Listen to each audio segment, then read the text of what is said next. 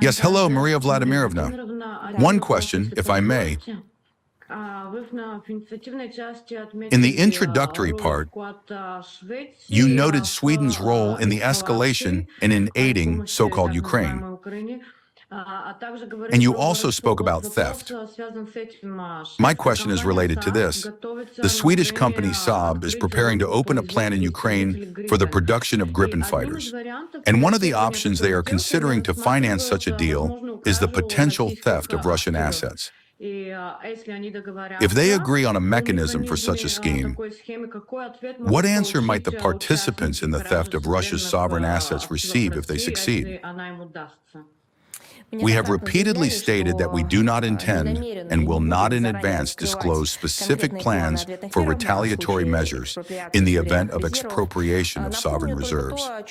I will only remind you of what we have indeed stated and emphasized.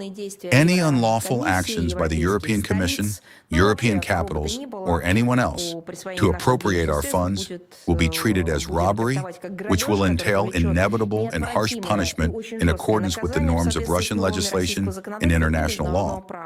According to the principle of reciprocity, Russia will give the expropriators a guaranteed and very painful response. It will be measured, taking into account our interests and aimed at compensating the damage inflicted.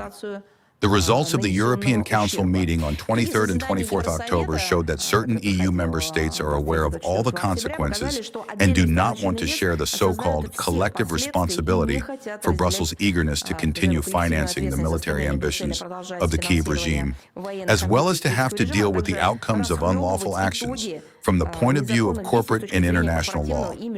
It is necessary to understand clearly that no one will succeed in hiding behind this so-called collective responsibility when implementing confiscatory initiatives. With respect to the organization by individual countries of the production of arms and military equipment on the territory of Ukraine in the interests of the Kiev regime, I would also like to remind you that any such facilities are a lawful target for the armed forces of the Russian Federation.